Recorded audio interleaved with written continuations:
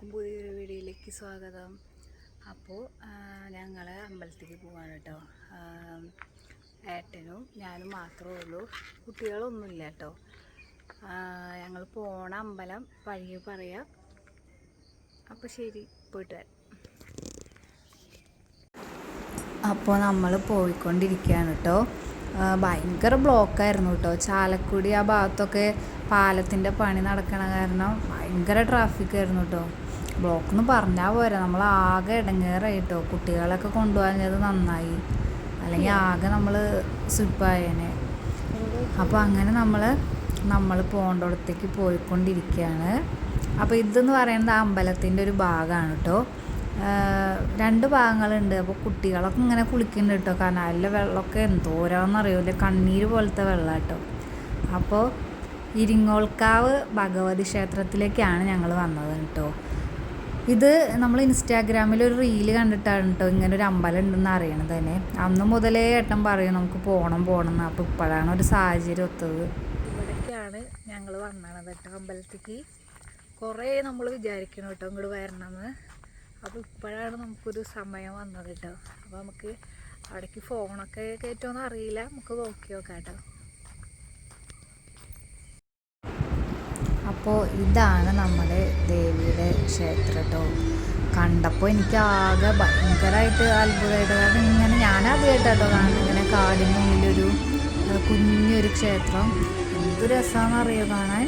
രാവിലെയൊക്കെ കുറച്ചും കൂടി ഞങ്ങൾ നേരത്തെ എത്തുകയാണെങ്കിൽ നല്ല രസമായിരുന്നു കേട്ടോ. മഞ്ഞൊക്കെ ആയിട്ട് നല്ല രസം ഉണ്ടാവും കാണാൻ. അപ്പോൾ അധികം ആൾക്കാരൊന്നും കാണാനില്ല കേട്ടോ, അങ്ങനെ ഉള്ളിലേക്ക് ആയതുകൊണ്ടാവും ചിലപ്പോൾ. എന്നാലും കാണാൻ നല്ല രസമാണ് കേട്ടോ. നല്ലൊരു അറ്റ്മോസ്ഫിയർ, നമുക്കൊന്ന് റിലാക്സ് ചെയ്യാനൊക്കെ പറ്റിയ സ്ഥലമാണ് കേട്ടോ. എന്താ ഭംഗിയെന്ന് പറഞ്ഞറിയിക്കാൻ വയ്യ, അത്രയും രസമാണ് കേട്ടോ. ഫോണിൽ കാണുമ്പോൾ എനിക്ക് എത്രത്തോളം നിങ്ങൾക്ക് ഫീൽ ചെയ്യുന്നുണ്ടെന്ന് അറിയില്ല, പക്ഷെ നേരിട്ട് കാണാൻ നല്ല ഭംഗിയുള്ളൊരു പ്ലേസാണ് കേട്ടോ. ആരെങ്കിലും പോകാൻ താല്പര്യം ഉണ്ടെങ്കിൽ എന്താ പറയുക, പോയിട്ട് ഒരു നഷ്ടബോധം വരില്ല കേട്ടോ. അങ്ങനത്തെ ഒരു പ്ലേസാണ്. അപ്പോൾ ഞാനും ഏട്ടനും ഇങ്ങനെ മാറി വീഡിയോ എടുത്തുകൊണ്ട് പോവാം കേട്ടോ. ഇവിടെ ചെറിയൊരു കുളമൊക്കെ ഉണ്ട് കേട്ടോ ഈ ഭാഗത്ത്. നല്ല രസമുണ്ട് കേട്ടോ കാണാൻ. അപ്പോൾ ഒരേട്ടൻ ഇങ്ങനെ പോകണം കണ്ടോ. അപ്പോൾ നമ്മൾ ആ ഏട്ടൻ്റെ പിന്നാലെ ഇങ്ങനെ പോവാണ് കേട്ടോ, കാരണം നമുക്കറിയില്ലല്ലോ ഇവിടെ എങ്ങനെയാണ് സംഭവം എന്നൊന്നും നമുക്കറിയില്ലല്ലോ.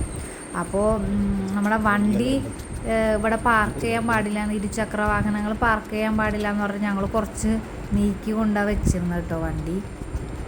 പക്ഷേ ഇവിടെയൊക്കെ വണ്ടി കൊണ്ട് വെച്ചിട്ടുണ്ട്, നമുക്ക് അറിയില്ലല്ലോ, ആദ്യമായിട്ട് വരില്ലേ, അപ്പോൾ നമുക്കറിയില്ലല്ലോ. അപ്പോൾ ഇതാണ് നമ്മുടെ അമ്പലം കേട്ടോ. ചുറ്റും കാട്, അതിൻ്റെ നടുക്കൊരു ദേവീക്ഷേത്രം കേട്ടോ. കുഞ്ഞമ്പലമാണ്, എന്നാലും എന്ത് നല്ല രസമാണെന്ന് അറിയുന്നത്. അധികം തിരക്കൊന്നുമില്ല കേട്ടോ, കുറച്ച് ആൾക്കാർ വന്നിട്ടുള്ളൂ. അപ്പോൾ പിന്നെ ഞാനും ഏട്ടനും കൂടി പോയിട്ട് വഴിപാട് കഴിക്കാൻ പോയിട്ടോ. അപ്പോൾ അവിടെ ഞാൻ ആ ചേച്ചിയോട് വീഡിയോ എടുക്കണോണ്ട് കുഴപ്പമുണ്ടോ ചോദിച്ചപ്പോൾ ഇല്ല, ക്യാമറ ആണെങ്കിലാണ് പറ്റില്ലാത്തതെന്നൊക്കെ പറഞ്ഞു കേട്ടോ. അപ്പോൾ നമ്മളൊരു നെയ്വിളക്ക് കഴിച്ചു. അപ്പോൾ ആ ചേച്ചിയിൽ ചേഞ്ച് ഉണ്ടായില്ല, അപ്പോൾ ഗൂഗിൾ പേ ചെയ്യാൻ പറഞ്ഞിട്ട് അങ്ങനെ നിൽക്കുകയാണ് കേട്ടോ. അപ്പോൾ നമ്മൾ ഇനി പോണത് നമ്മുടെ ദേവീനെ കാണാൻ വേണ്ടിയിട്ടാണ് കേട്ടോ. ഞാൻ ഭയങ്കര എക്സൈറ്റ്മെൻ്റ് ആണ് കേട്ടോ, കാരണം ഇങ്ങനൊരു അമ്പലം, കാടിൻ്റെ ഉള്ളിലൊരു അമ്പലം എന്ന് പറഞ്ഞപ്പോൾ തന്നെ എനിക്ക് കാണാൻ ഭയങ്കര ആകാംക്ഷയായിരുന്നു കേട്ടോ. അപ്പോൾ അവിടെ എത്തിയപ്പോൾ അതിൻ്റെ ഉള്ളിൽ എന്താ പറയുക, കയറിയാൽ മതി എന്നായിട്ടോ.